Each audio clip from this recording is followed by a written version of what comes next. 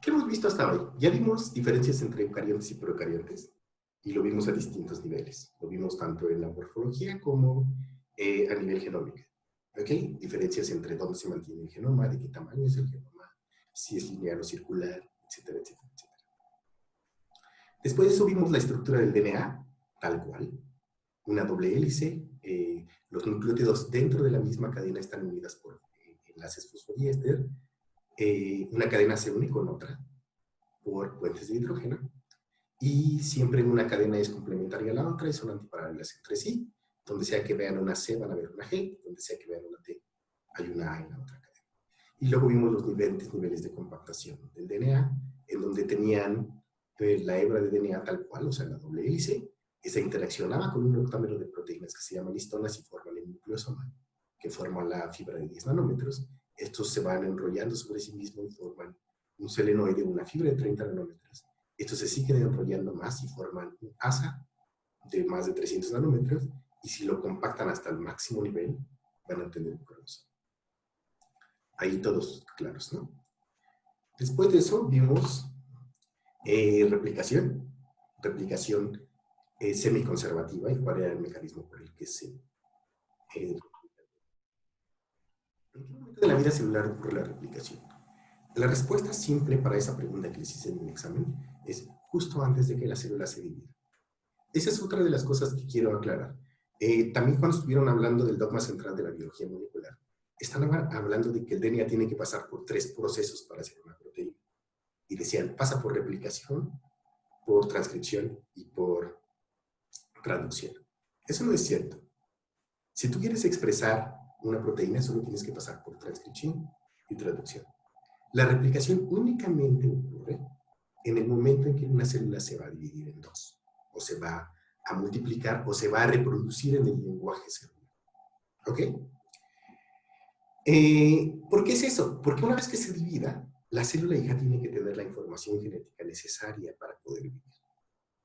Y debe de ser capaz de hacer todas las moléculas que va a necesitar para poder vivir. Y el lugar en donde tiene la información para poder hacer eso es en el genoma que le está transfiriendo la célula progenitora. Entonces, el único punto en el que se replica el DNA es cuando dice, este es el momento de multiplicar, no de dividir la célula. Entonces, la célula empieza a crecer, duplica su DNA y entonces se divide.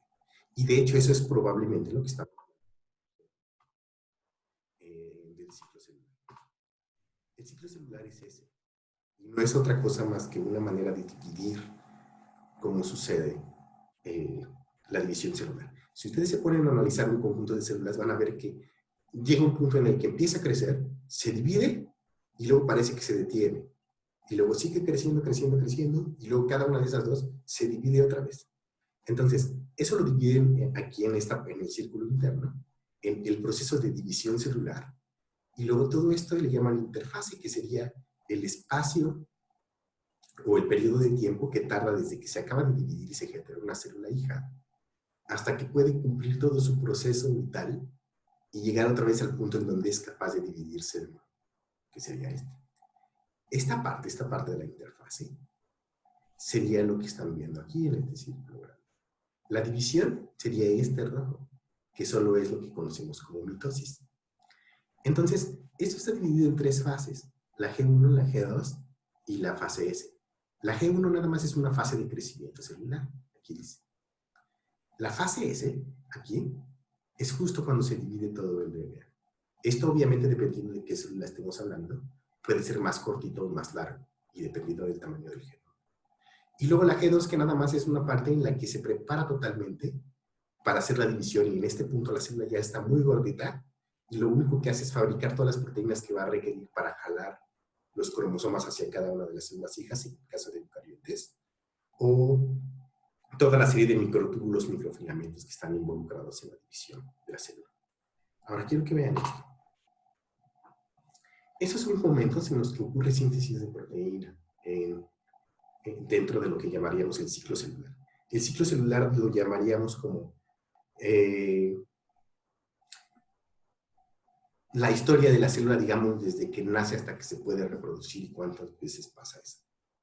No es la definición correcta, pero más o menos es para que me entiendan a qué me refiero.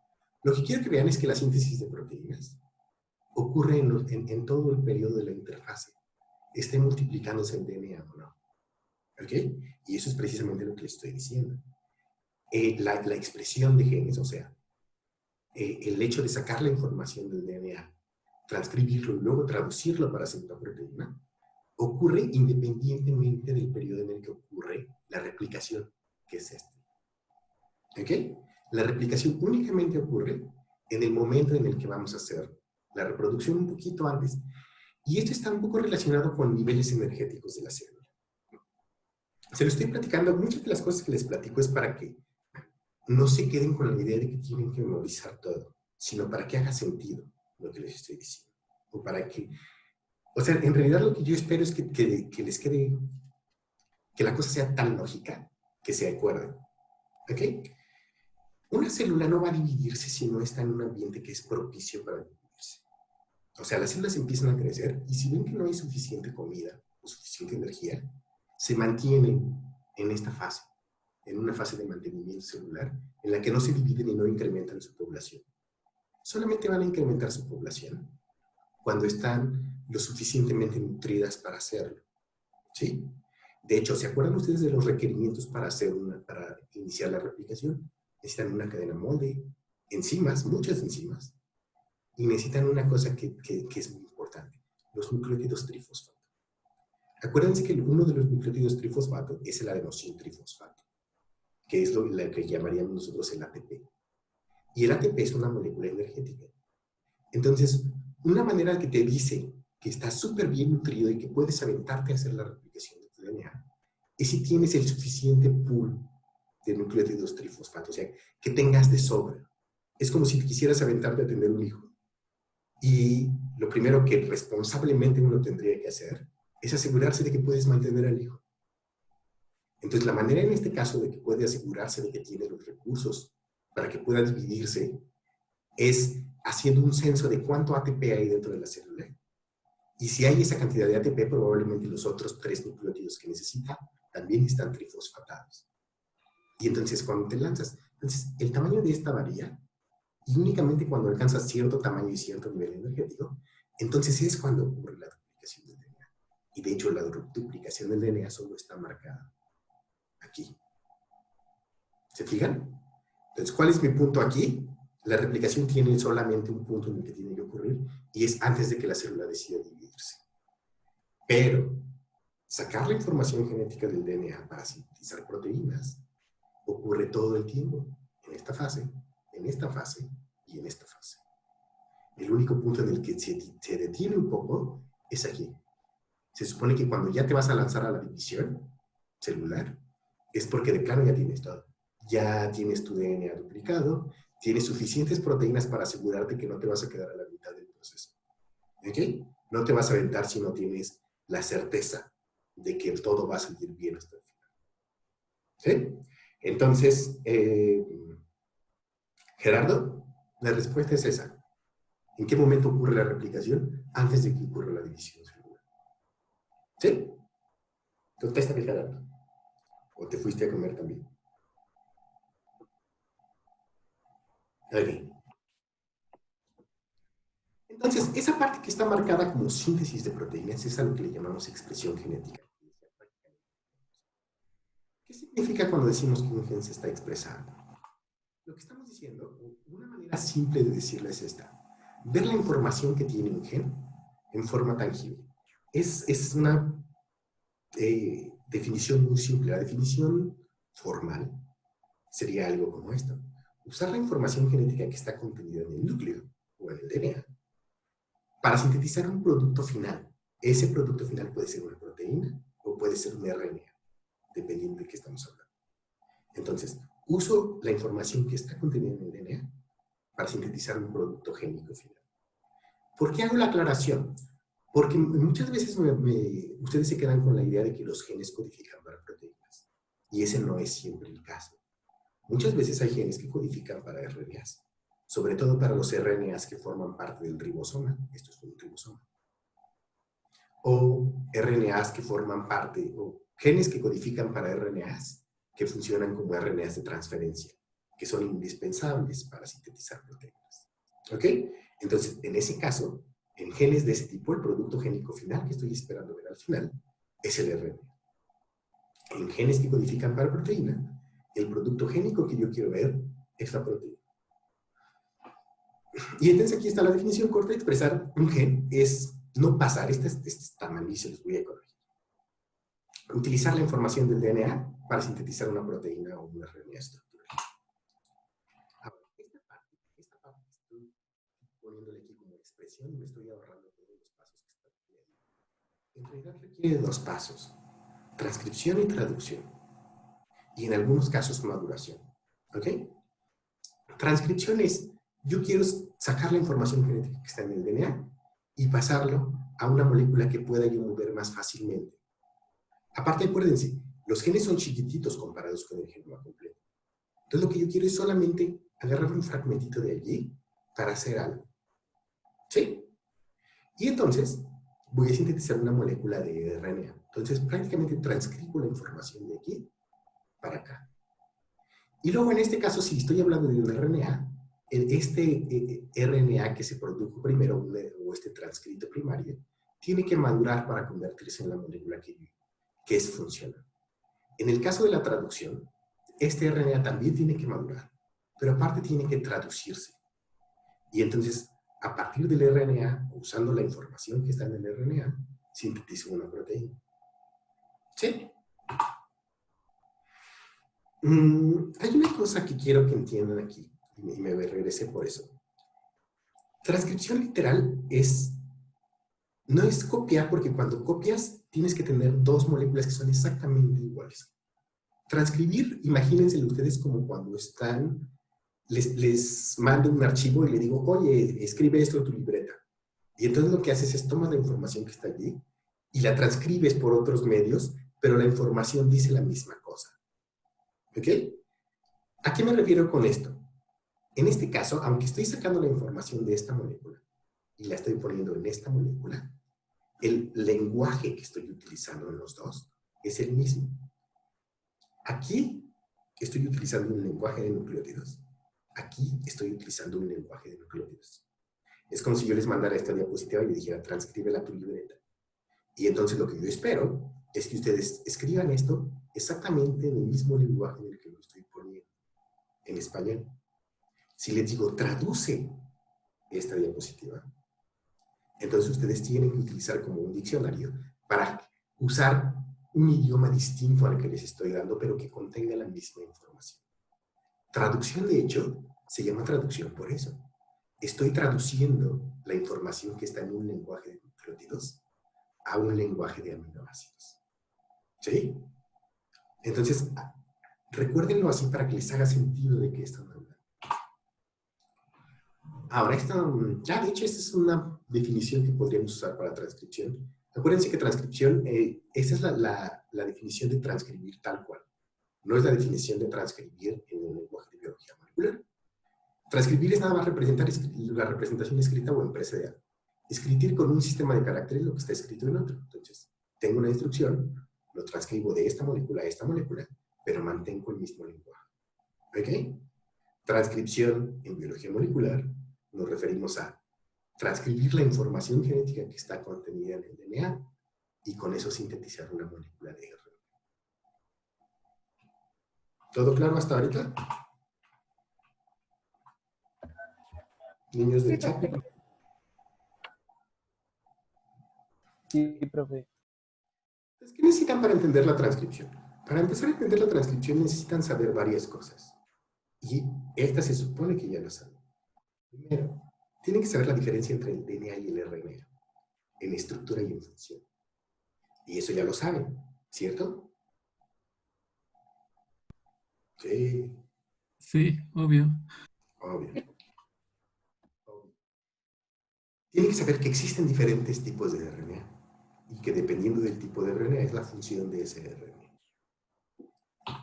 Tienen que saber también que hay diferencias entre procariontes y eucariontes, porque eso tiene implicaciones moleculares respecto a dónde ocurre la transcripción. Y finalmente tienen que saber la estructura general de los genes, que es precisamente la tarea que se supone que tenían que mandar. ¿Cuál es la diferencia entre el DNA y el RNA?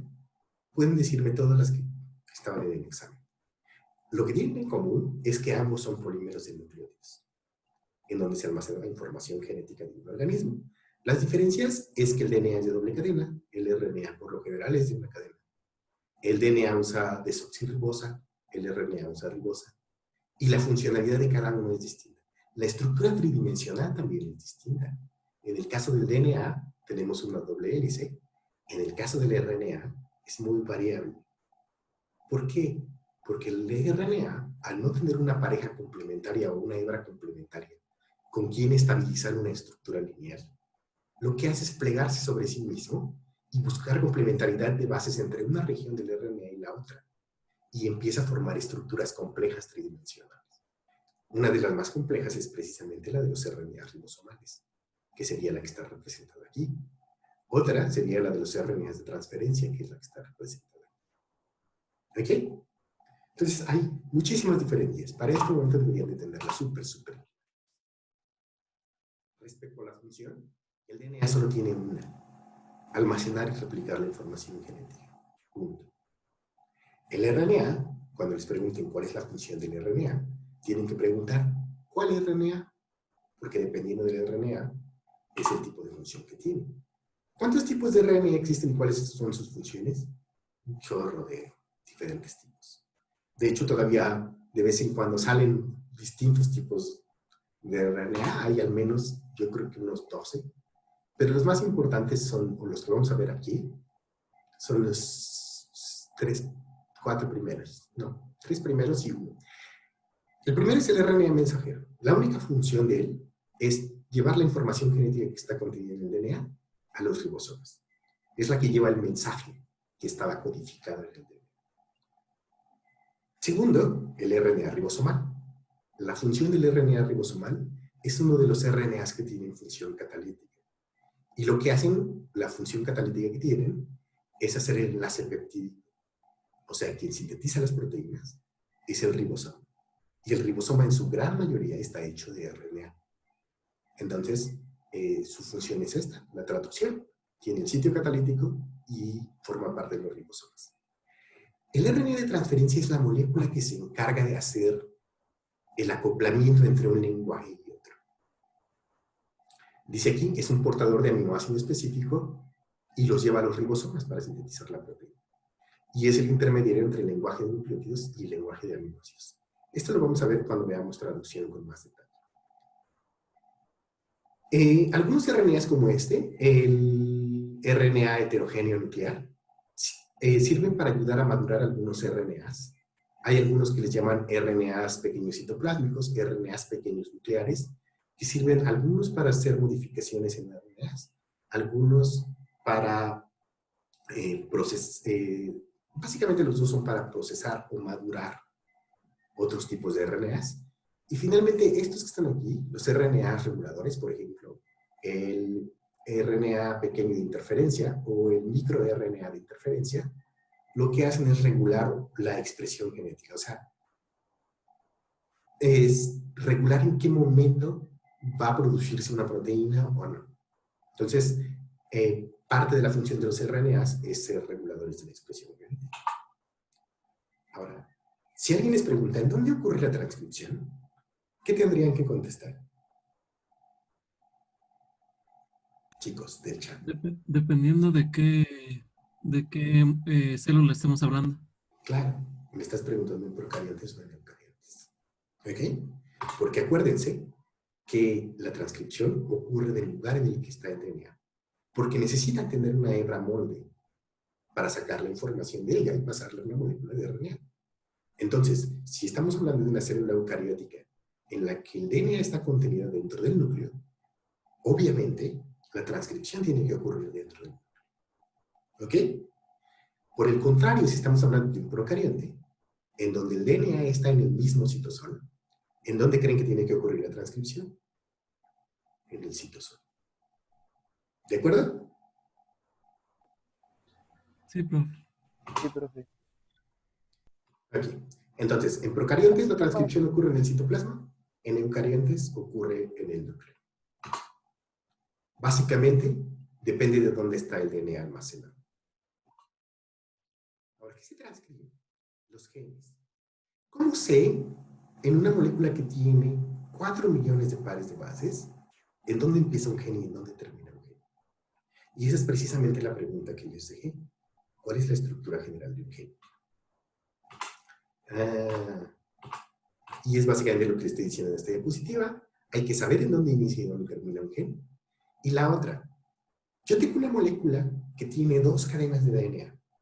Y al final me voy a quedar con una molécula que tiene una cadena de ribonucleótidos. ¿De ¿Cuál de las 2 hebras del DNA es la que transcribe? ¿Se dan cuenta del problema? O sea, yo quiero sacar la información de esta molécula que es doble y me voy a llevar una molécula que es de una sola cadena. Entonces, tengo que elegir entre estas 2 cuál voy a utilizar como molde. Y eso es precisamente lo que les estaba yo preguntando también en la tabla. Y tenemos que conocer quién se va a encargar de hacer la transcripción. O sea, quién va a leer esta molécula y al mismo tiempo va a escribir esta molécula, que sería básicamente la síntesis. El transcriptor o la enzima que está encargada de hacer la transcripción es la RNA polimerasa. ¿Sí? ¿Todo bien hasta aquí? Sí, profe. Ahora vamos a ver la estructura general de un gen. La estructura general de un gen, imagínense que esta es una cadena de DNA. ¿Ok? Lo primero que tienen que saber es dónde inicia un gen y cómo saben que ahí inicia un gen. Y dónde termina un gen. ¿Cómo saben que termina un gen? El lugar que les indica dónde está el inicio de un gen es una secuencia en la que le llamamos la secuencia promotora o el promotor. Y el lugar que les indica dónde está el final del gen es una secuencia en la que le llamamos secuencia terminal. ¿De acuerdo? Entonces, para cualquier gen, yo tengo que tener una secuencia iniciadora que estaría siempre en el 5'. Pero fíjense aquí, una cosa muy importante. Siempre cuando estamos hablando de orientación de las moléculas de DNA o de RNA, más en particular de DNA, tiene que tener un punto de referencia para decirme el 5' de quién. ¿De acuerdo? Puede ser el 5' de la cadena de DNA si ustedes pudieran extender toda la molécula y vieran cuál nucleótido está hasta el mero principio que tiene un fosfato libre. ¿Sí? Pero en este caso, cuando estoy hablando de transcripción, ahora cambiamos el marco de referencia y cuando les digo 5' y 3', estoy diciendo el 5' del gen y el 3' del gen. ¿Sí? Es como si estuviéramos en una cuadra gigante y les dijera, ¿cuál es el inicio de la cuadra? Y dicen, pues está hasta allá, hasta la esquina. Y luego digo, ok, ¿cuál es la esquina de la casa? Y entonces la definen un poco más adentro. Entonces, en este caso, el promotor siempre se encuentra en el extremo 5' del gen, no de la molécula. ¿Ok? Si esto es así, entonces, de hecho, para fines prácticos, voy a eliminar la segunda cadena, solo por ahora. Y entonces, si el promotor está en el 5' del gen, ¿en dónde creen que tiene que estar el final del gen? ¿Sale? Usualmente, cerca de donde está el promotor, o sea, cerca del 5', tienen una serie de secuencias que funcionan como secuencias reguladoras. O sea, esas secuencias reguladoras les dice cuándo hay que activar ese gen y cuándo hay que apagar ese gen. En este caso están representadas por este cuadrito amarillo que sería la secuencia reguladora. Y finalmente, lo que queda en medio, este de aquí, es la región codificante. ¿Sí? Aquí hay una aclaración que quiero hacerles. Es diferente codificante que codificado. ¿Sí saben cuál es la diferencia? Se los voy a preguntar en un foro y lo tienen que contestar a la siguiente. Siempre esos foros me divierten bastante porque ahí te das cuenta de cómo están viendo las cosas y a veces puedo aclarar usando sus propios ejemplos. Entonces, la secuencia promotora y las regiones reguladoras funcionan como un interruptor que prende o apaga la expresión. Acuérdense, la expresión es que la información que está contenida en la región codificante pase o la utilicemos para hacer un producto génico final. Ahora, les decía yo que necesitan tener una molécula que haga la transcripción. La molécula que hace la transcripción es la RNA polimerasa. Y las RNAs polimerasas son distintas dependiendo de quién estemos hablando, si de un procarionte o un eucarionte. Lo más fácil, siempre, es empezar con procariontes porque son más simples. Y cuando lleguemos a la parte de transcripción en eucariontes van a ver a qué me refiero. Una RNA polimerasa procarionte tiene 6 subunidades. Ya me contestaron que es tener varias subunidades. Bueno, chicos, dormidos. Sí, Carlos, profe. ¿estás allí? ¿Qué significa que tenga varias subunidades?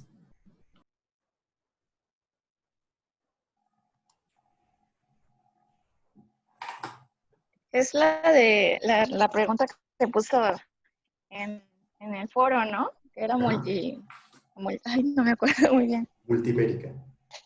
Ajá. O que tenga varias subunidades. ¿Mande?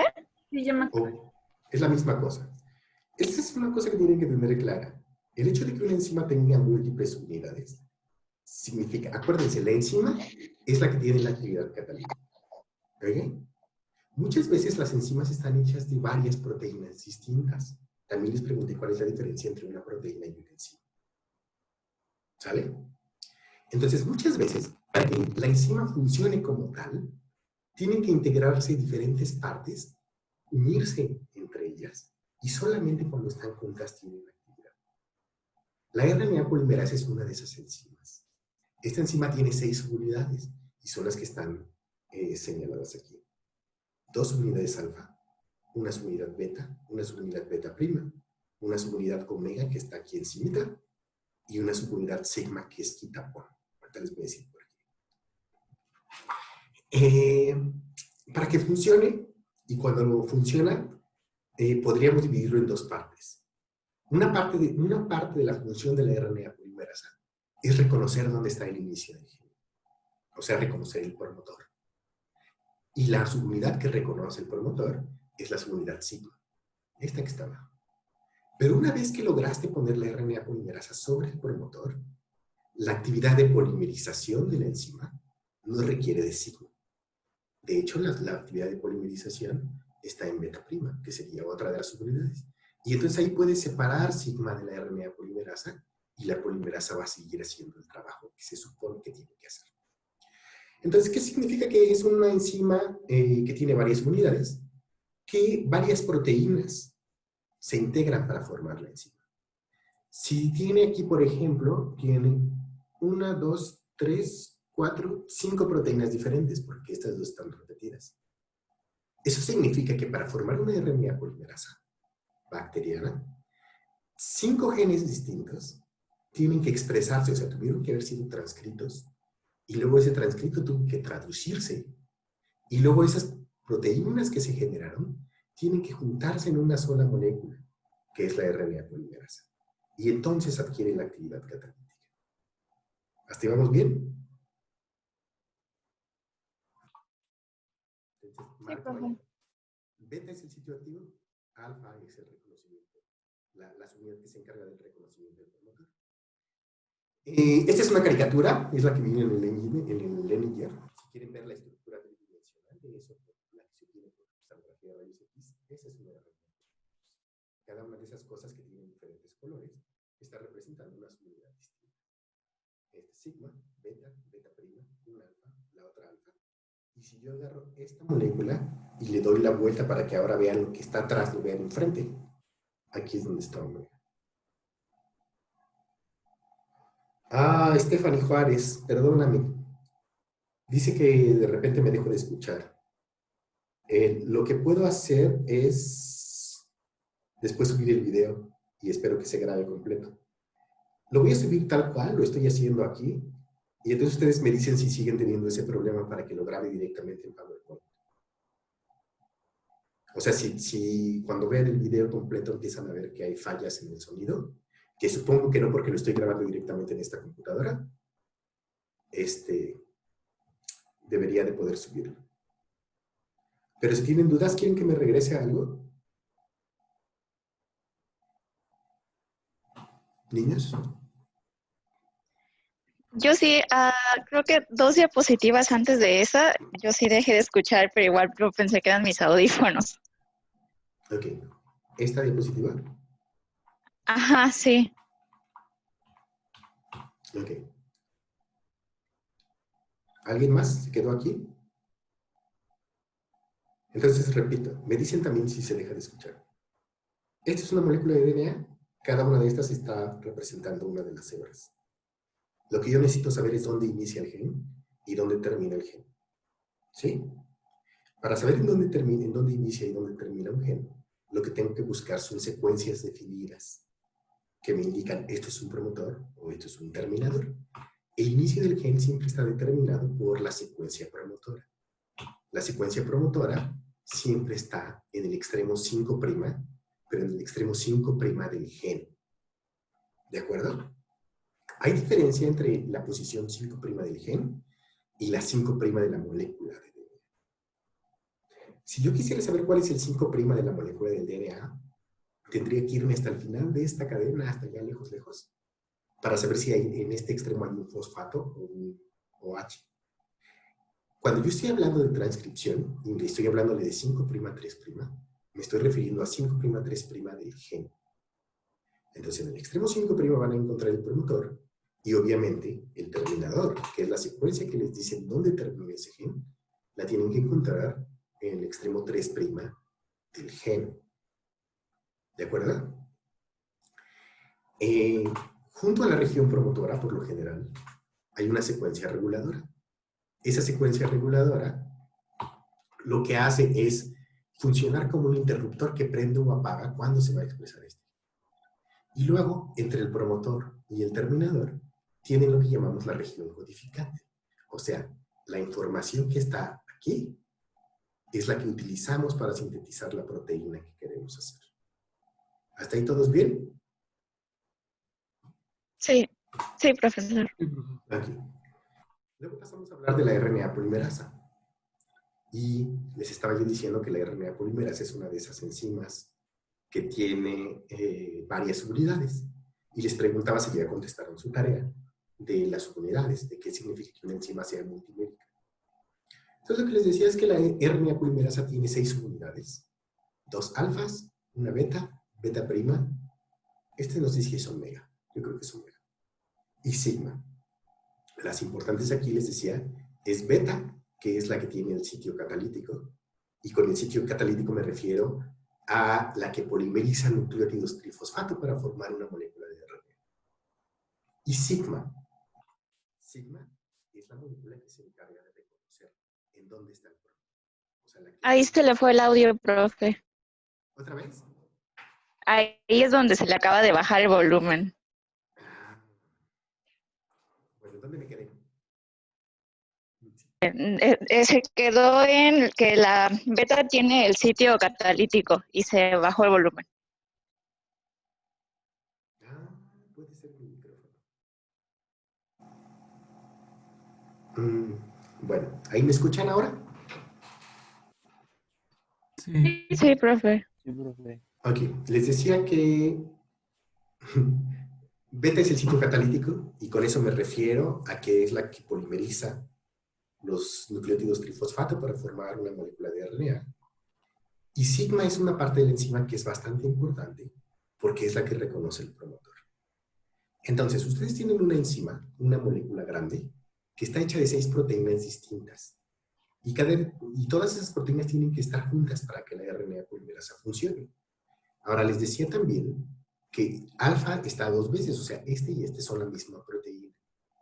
Eso significa que para que ustedes tengan una RNA polimerasa funcional, lo que tiene que suceder es que 5 genes tienen que expresarse al mismo tiempo.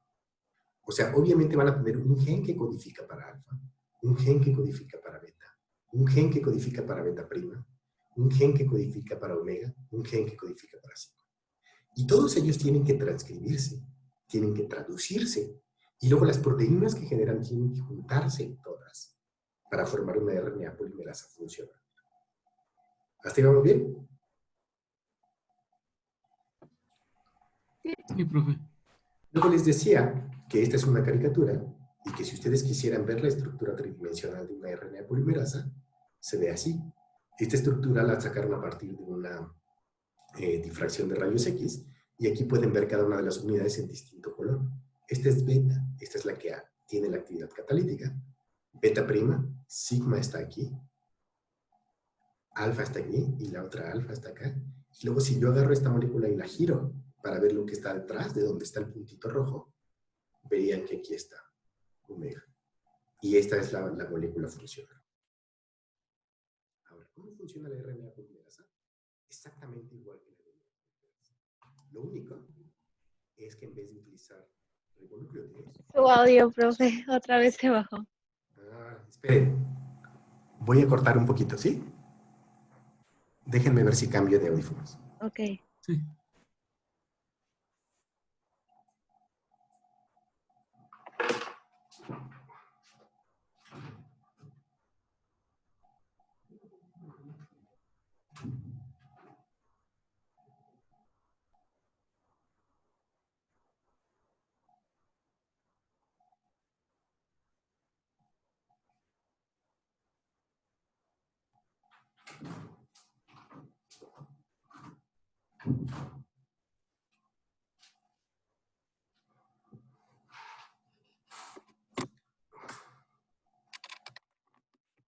Acabo de cambiar.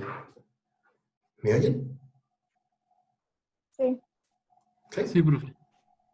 Aquí. Entonces les decía, ¿cómo funciona la RNA polimerasa? Igual que todas las polimerasas de DNA o de RNA o de nucleótidos. La única diferencia es que en vez de usar desoxirribonucleótidos, uso ribonucleótidos. ¿Cómo saben que estoy usando ribonucleótidos en este caso? La posición 2' del azúcar. ¿Ok? En este caso tiene un OH. Pero el mecanismo de acción es exactamente el mismo. Si la hebra molde es esta base que tiene pegado a este nucleótido está interaccionando por puentes de hidrógeno con ella, y para unirse lo que tiene que hacer es que un nucleótido extra que viene, este ya está pegada al polímero. Esta es la nueva que quiero adicionar. Y primero forma puentes de hidrógeno con la base que está en esta hebra, por complementariedad de bases, y una vez que se forma la interacción correcta, el OH que está en posición 3' del nucleótido que estaba antes, ataca el fosfato, el primer fosfato del trinucleótido, y entonces forma un enlace fosfodiéster entre este oxígeno y este fosfato, y pasan a estar polimerizados. Exactamente la misma reacción que vimos antes, un ataque nucleofílico. Entonces, ¿qué requieren ustedes para que funcione o para poder hacer la transcripción? Lo primerito que necesitan es tener una hebra molde. ¿Ok? Ustedes no pueden sintetizar un RNA de la nada. O sí podrían, pero no tendría sentido. ¿Sí? Tienen que tener una secuencia de nucleótidos definida. Y para tener una secuencia de nucleótidos definida, necesitan tener una hebra molde que utilicen como base para sintetizar la complementaria. ¿Sí? Entonces, la primera cosa que necesitan es tener una hebra molde. Lo segundo que necesitan es tener, obviamente, la RNA polimerasa. La otra que necesitan es tener nucleótidos trifosfato. A estos le llaman NTPs, es nada más la abreviación. Pero acuérdense, los nucleótidos que voy a incorporar en la cadena tienen que tener 3 fosfatos unidos. Si no, no se puede. La otra tiene que tener iones magnesio o manganeso. ¿Se acuerdan que cuando vimos de la DNA polimerasa les dije que en el sitio activo tenían iones magnesio que ayudaban a estabilizar el nucleótido que va a incorporarse en el sitio activo? Las RNAs polimerasas hacen exactamente lo mismo. ¿Cuál es la diferencia entre una RNA polimerasa y una DNA polimerasa? Lo primero es la RNA polimerasa utiliza ribonucleótidos. Lo segundo, la RNA polimerasa no necesita tener un primer. De hecho, ustedes se acuerdan que la primasa es un tipo de RNA polimerasa y es la única que puede iniciar la replicación. Entonces, las RNAs polimerasas tienen como característica que no necesitan tener una cadena previa, no necesitan tener un swap. Pueden iniciar la síntesis de novo, o sea, de la nada, siempre y cuando estén colocados sobre el lugar correcto. Y la segunda, las RNAs polimerasas no tienen actividad de autocorrección. ¿Hace sentido por qué no tienen actividad de autocorrección?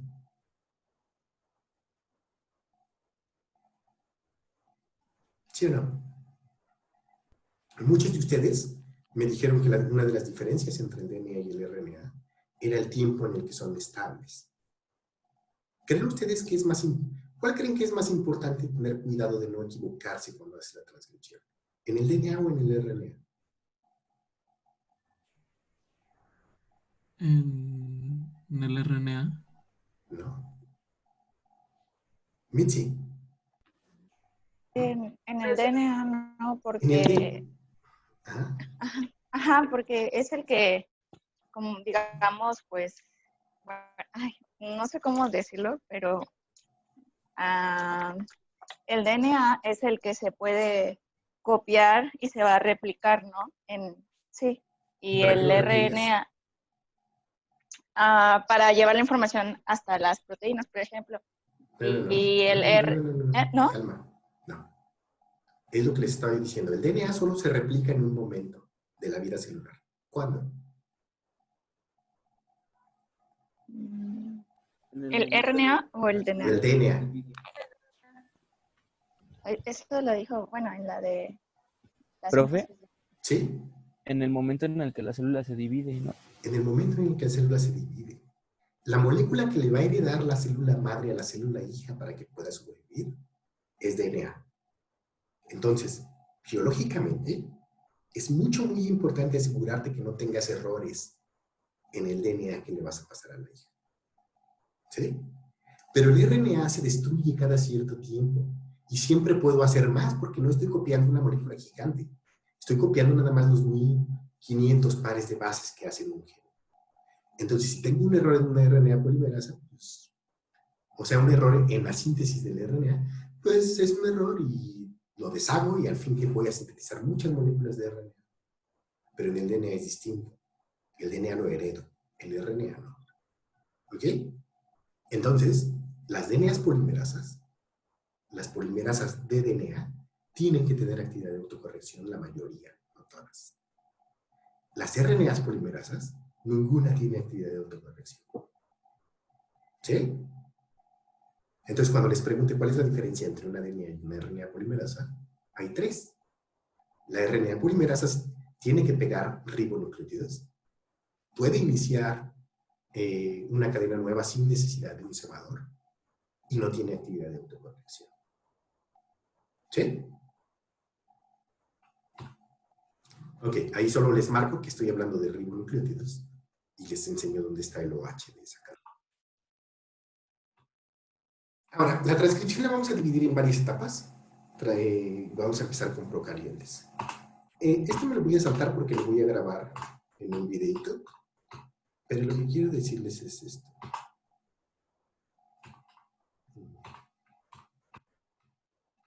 Esto. Les decía, tienen que entender algunas de las convenciones que estamos hablando.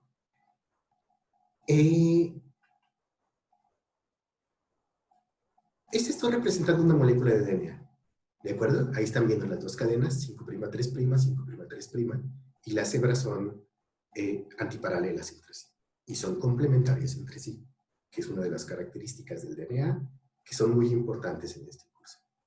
¿Ok? Pregunta. ¿Cuál de las dos cadenas se utiliza como molde?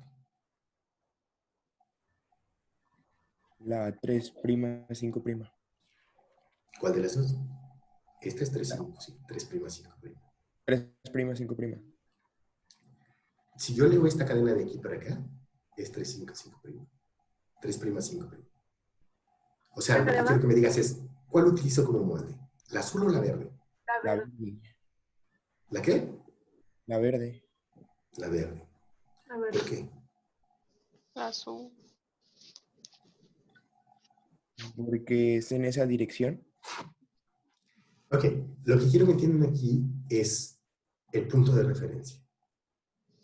Siempre depende de la orientación del gen. Y la respuesta es esta. Cuando ustedes ven un genoma completo, este, por ejemplo, es una representación de un genoma del cloroplasto de tabaco. Y entonces fíjense que lo que estoy haciendo aquí es representar un genoma circular, es del cloroplasto. ¿Ok? Y cada uno de estos cuadritos que les estoy mostrando, lo que representa es un gen. Ahora, fíjense que unos de esos cuadritos están hacia afuera y unos de esos cuadritos están hacia adentro. ¿Qué creen que significa eso? Lo que significa es que tenemos dos cadenas de DNA y esta está codificada en una de las cadenas, todos los que están adentro, y todos los que están afuera están escritos en la otra cadena. ¿Sí? Entonces, cuando les pregunten cuál es la cadena que se transcribe o que se utiliza como molde, siempre depende de la orientación del gen, de la que estemos hablando.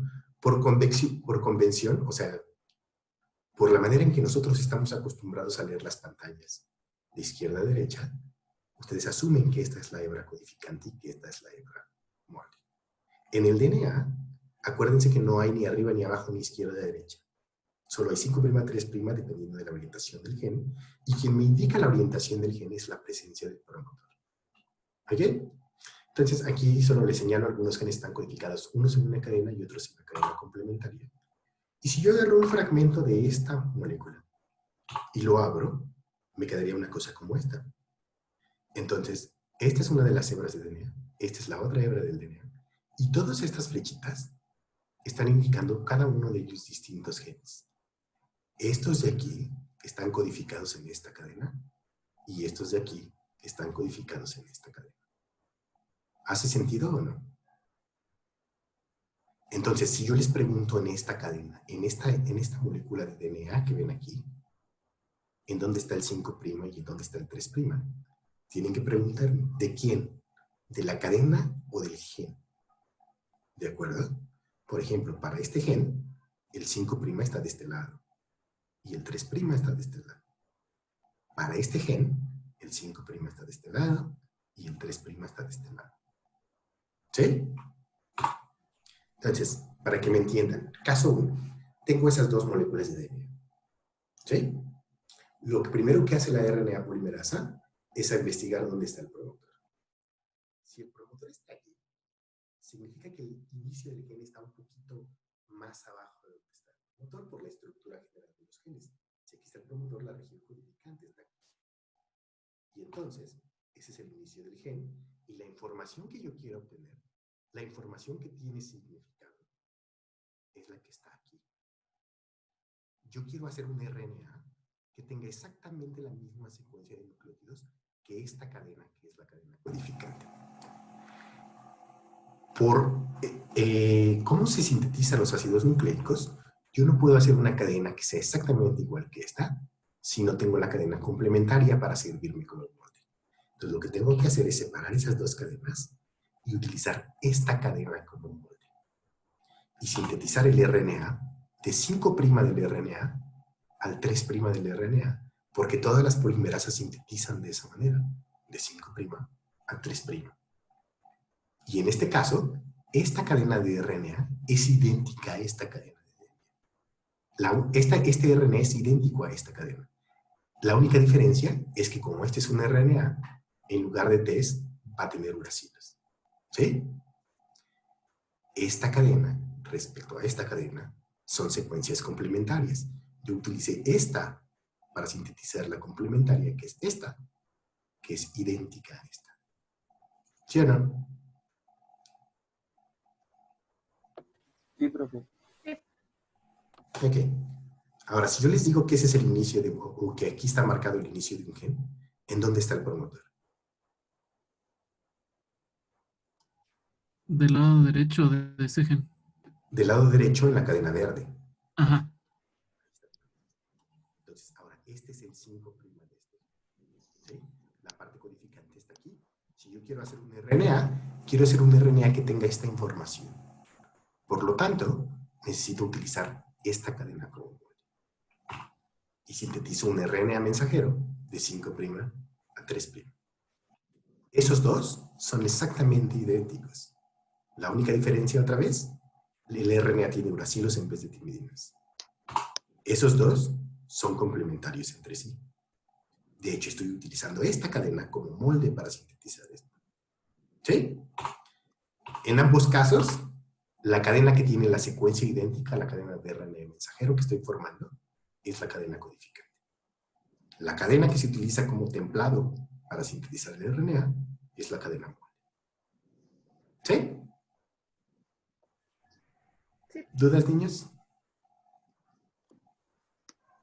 No, profe. Y hasta aquí la dejamos. Bueno, aquí la dejo de compartir. Y... ¿dudas? Por ahora no. Por ahora no, profesor. No, profe. Ah, me falta una convención más. Entonces, en la tarea que les pedí, les dije, dibuja la estructura general del gen. ¿Qué se supone que tienen que entregarme? Que tendrían que entregarme una cosa como esta.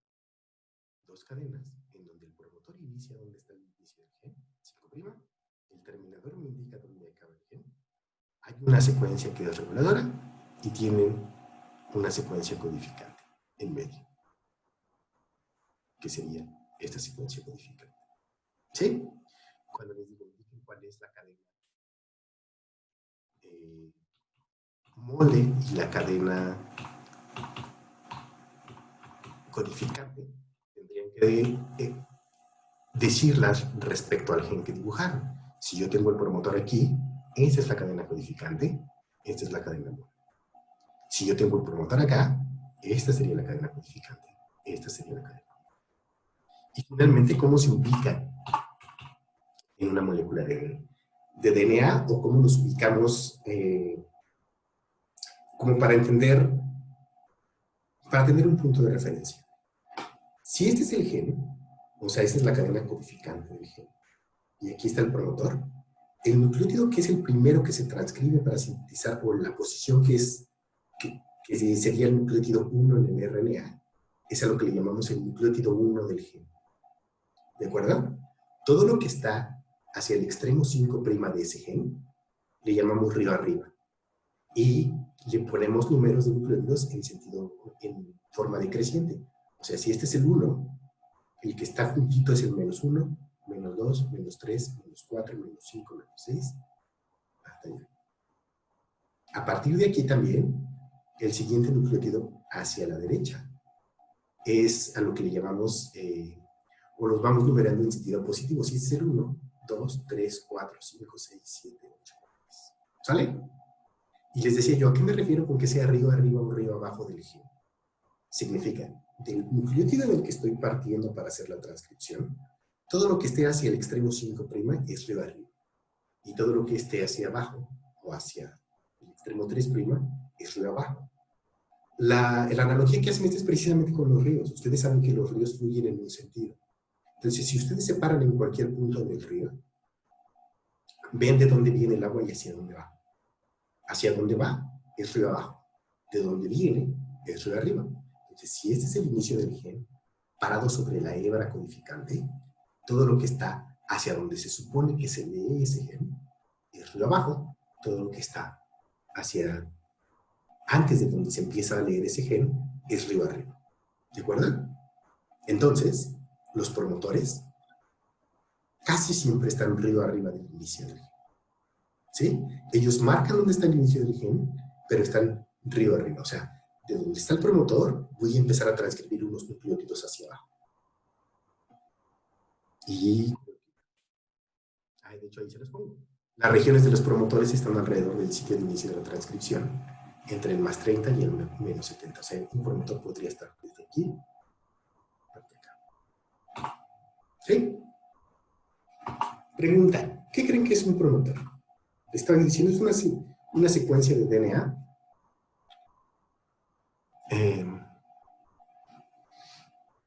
que marca el inicio del gen.